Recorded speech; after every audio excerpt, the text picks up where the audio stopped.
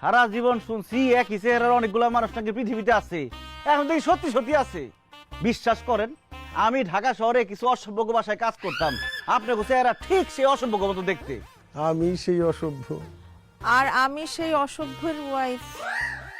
আর আমরা অসভ্যের ছেলে মেয়ে। ইয়াল্লাহ, কণ্ঠ তো একই রকম। তাহলে কি সত্যি আপনারা সারার ম্যাডাম? হ্যাঁ হ্যাঁ আবুল, ওনারাই তোমার সারার ম্যাডাম। হায় হায়, কিন্তু আপনাকে এরকম ফকিরের মতো লাগতেছে কেন? কারণ আমি ফকির হয়ে গেছি আবুল। আমার টাকা পয়সা, ব্যাংক ব্যালেন্স কিচ্ছু নাই, সব শেষ। 2 নম্বরই ধান্দা করতাম।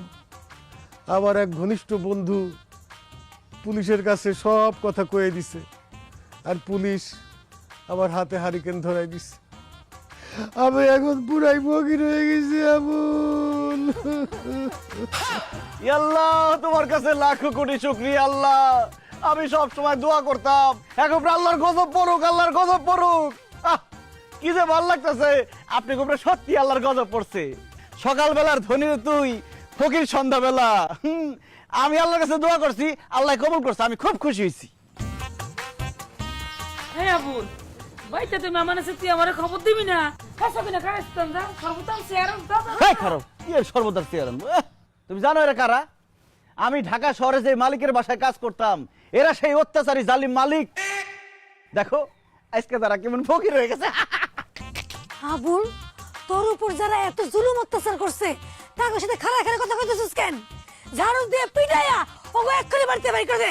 প্লিজ আবুল, আমাদেরকে বাড়ি থেকে বের করে দিও না। বাসারকে পুলিশ খুঁজছে। আমরা না অনেক দিন ধরে রাস্তায় ছিলাম, রাস্তায় থেকে তোমার ঠিকানা খুঁজেছি, খুঁজে পেয়ে 8 দিন ধরে হাঁটতে হাঁটতে তারপরে তোমাদের বাড়ি খুঁজে পেয়েছি। এখন তুমি আমাদের একমাত্র ভরসা, তুমি আমাদেরকে আশ্রয় দাও, প্লিজ তাড়িয়ে দিও না। অসম্ভব! আপনারা আমার ছেলেরে যেই অত্যাচার করছেন, তারপরও আমার বাড়িতে আপনাকে আশ্রয় দিব এটা আশা করেন কেমনে? বাড়িয়ে যান, আমার বাড়ির থেকে বাড়িয়ে যান, এক্ষুন বাড়িয়ে যান, বাইরান। আহ মা, পিঁপড়া খাবে বড়লোকের ধন, বড়লোকের ধন পিঁপড়া খাওয়া বলাইছে। বড়লোক বিপদে বললে গরিবরা তাকে সাহায্য করবে, আশ্রয় দিবে, এটাই তো জগতের নিয়ম। শোনেন, আমি আপনাদেরকে আশ্রয় দিতে পারি, কিন্তু আমার শর্ত আছে। কি শর্ত? আমি যেমন আপনাকে বাড়িতে কাম করছি, এখন আপনাদের আমার বাড়িতে কাজ করতে হবে, মানে আমার বাড়িতে কাজের লোক হিসেবে থাকতে হবে। এই গরিবের বাচ্চা, কি বললি তুই? হ্যাঁ, গরিব তো আমরাই এখন, কিন্তু তারপর আমি এই বাড়িতে কাজের লোক হিসেবে কাজ করতে পারবো না। আমিও পারবো না, আমি কাজ পারি না। সিপাই পড়লে অনেক কিছু করতে হয় রে মা। আমরা বড় লোকরা এখন সিপাই পড়ে গেছি। ঠিক আছে আবুল, দরকার হইলে তোমার বাড়িতে আমরা কাজের লোক হয়েই থাকবো, তবু আমাদেরকে একটু আশ্রয় দাও বাবা।